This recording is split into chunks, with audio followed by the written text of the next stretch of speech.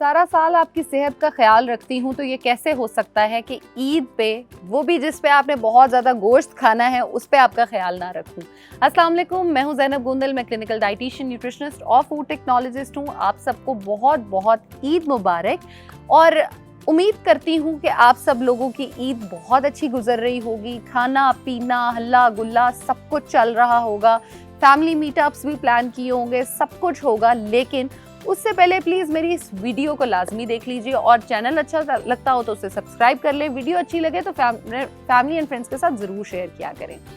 सबसे पहले तो हम बात कर लेते हैं कि ईद के ऊपर जो कुर्बानी हम कर रहे हैं उसका आपको ख्याल ये रखना है कि सिर्फ कुर्बानी गोश्त की नहीं बल्कि आपके अपने इमोशंस की, आपकी अपनी फीलिंग्स की और उन चीज़ों की भी होनी चाहिए। सिर्फ कुर्बानी ये नहीं होनी चाहिए कि आपने गोश्त कुर्बान किया और बस वो बांट दिया। आपकी कुर्बानी ये भी होनी चाहिए कि आप खुद भी खुश रहें और दूसरों को भी खुश रहने दें और किसी की लाइफ में उतना इंटरफेयर करें जितनी इंटरफेरेंस आप खुद पसंद करते हो।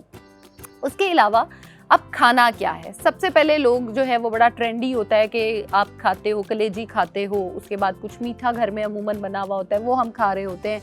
उसके बाद जब गोश्त तैयार होके आ जाता है तो बस प्लानिंग्स हुई हुई होती हैं कि अब ये सालन खाना है, ये वाली कढ़ाई बनेगी, ये वाली हांडी बनेगी, ये नान आएंगे, कुलचे आएंगे, उसके साथ रात को जो है वो ये चल रहा होगा, बारबेक्यू सीन्स चल रहे होते हैं। तो आपको समझने की ये ज़रूरत है कि गोश्त की डेली अमाउंट जो आपको रिक्वायर्ड है वो ऑलमोस्ट एक टाइम पे आपको 100 to 150 ग्राम्स जो है वो रिक्वायर्ड है। हम क्या करते हैं, हम 500 से 600 ग्राम जो है वो एक टाइम पे खा लेते हैं और उससे हमारी पूरे महीने की कोलेस्ट्रॉल की, यूरिक एसिड की लेवल्स जो है वो बड़े हाई हो जाते हैं। हमारे बीपी की अमराज जो है वो बहुत होने शुरू हो जाते हैं।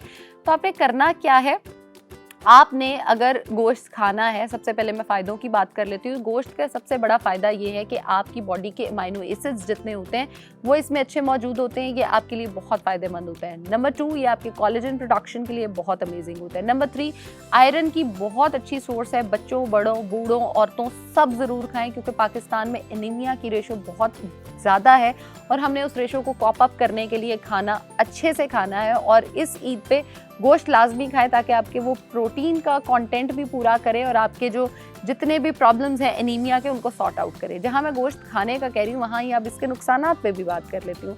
सबसे बड़ा गोश्त खाने का नुकसान जो होता है वो ये होता है कि हम गोश्त बहुत ज़्यादा खा लेते हैं जिसकी वजह से हमारा जो ब्लड होता है उसकी पीएच लेवल्स बहुत ज़्यादा बढ़ जाते हैं। जब हमारे खून में पीएच के लेवल्स बढ़ जाते हैं तो उसके लिए हमारी हड्डियों से जो ब्लड है वो कैल्शियम को उतारता है, जो डिपॉजिट्स हुए हुए होते हैं उसको उतारता है और अपनी पीएच को नॉर्मल करने की कोशिश करता है। जिससे होता ये है कि आपकी हड्डियां जो है वो भुरभुरी होना, ऑस्टियोपोरोसिस, ऑस्टियोआर्थराइटिस और रिकेट्स का होना बहुत कॉमन होता चला जाता है। उसके अलावा जब आप गोश्त बहुत ज़्यादा खाते हो तो आपके गुर्दों पे, आपके जिगर पे, आपके लिवर पे बहुत ज़्यादा जो है ना वो जोर पड़ता है और वो ख़राब होने के चांसेस ज़्यादा होते हैं। नंबर 3, हमारे जो है ना स्टोरेज के प्रैक्टिसेस गोश्त के वो बहुत ख़राब और बहुत गलत होते हैं जिसकी वजह से गोश्त का कंटेमिनेट होना, गोश्त का ख़राब होना और आपको डायरिया, आपको टाइफॉइड और हेपेटाइटिस जैसी बीमारियां जो है वो करना बहुत कॉमन होता चला जाता है। तो अब आपने करना क्या है, ये डिसएडवांटेजेस बताने का ये मतलब नहीं है कि गोश्त नहीं खाना, गोश्त ज़रूर खाएं लेकिन इतदाल में रह के खाएं। एक टाइम पे अगर आपने उसका सालन खा लिए, 4 से 5 बूटियाँ आपने ले ली हैं तो कोशिश करें ज़रा कम मसालों में बनाएं। गर्मी है, पानी का इंटेक कम होगा, डिहाइड्रेशन बहुत ज़्यादा होती चली जाएगी जिसकी वजह से आपकी बॉडी जो है उसमें स्पाइसेस बहुत ज़्यादा होंगे, मिर्चें ज़्यादा होंगी तो आपको प्यास बहुत ज़्यादा लगेगी। तो हाइड्रेशन का अपना लाजमी ख्याल रखें। नींबू पानी का इस्तेमाल करें, फालसे अवेलेबल है, बहुत अच्छे फालसे के जूस का इस्तेमाल करें। वाटरमेलन जूसेस जो है खुद भी पिएं और आपके घर अगर कोई गेस्ट आ रहा है तो उसको भी पिलाएं और उसके साथ साथ मीठा जो है उसको अवॉइड करें। सुबह से लेकर रात तक जहाँ भी आप जाते हो या तो सॉफ्ट ड्रिंक्स पीने को मिल रही होती है या मीठा खाने को मिल रहा होता है तो कोशिश करें ज़रा हेल्दियर खाएं। ईद पे हेल्दी खाना इसलिए इंपॉर्टेंट होता है ताकि आप इस इंपॉर्टेंट डे पे बीमार ना हो या आपकी फैमिली में से कोई बीमार ना हो। और ये कोशिश करें कि हॉस्पिटल्स की तरफ रुझान कम ही हो, डायरिया और इन चीज़ों से हम बचें। इतदाल में खाएं क्योंकि जो डॉक्टर्स वहाँ पे काम कर रहे हैं वो भी इंसान हैं, उनकी भी ईद है। आपने एक टाइम पे गोश्त खा लिया, कोशिश करें साथ नान और बहुत ज़्यादा इस तरह की चीज़ें ना खाएं क्योंकि वो बहुत ज़्यादा आपको फुल कर देता है और उसकी वजह से तबीयत ख़राब होने के चांसेस ज़्यादा होते हैं। रात में आपने, दोपहर में आपने खा लिया, रात में कोशिश करें कि या तो आप बारबेक्यू साइड पे जाएं या आप चावलों की साइड पे जाएं। वैसे आई वुड रिकमेंड ज़्यादा कि आप चावल खाओ।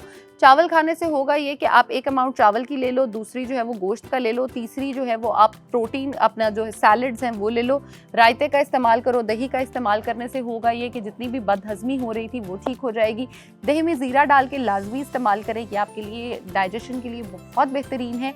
और मैंने इसलिए थोड़ा सा सिर्फ बात की है गोश्त कितना खाना है ताकि आप ईद को फुली इंजॉय कर सको। नंबर 2 डे पे आप बारबेक्यू की तरफ चले जाओ। नंबर 3 पे आप जो है वो स्टेक की फॉर्म में खा लो। कंज्यूम लाजमी करो, लेकिन एक दिन में कोशिश करो कि इतने से ज़्यादा आप कंज्यूम ना करो, जिसको मैं 200 से 250 ग्राम्स कह रही हूँ। सुबह से लेकर रात तक कंज्यूम करो। खुद भी खुश रहो, दूसरों को भी खुश रहने दो। And happy Eid once again. Thank you.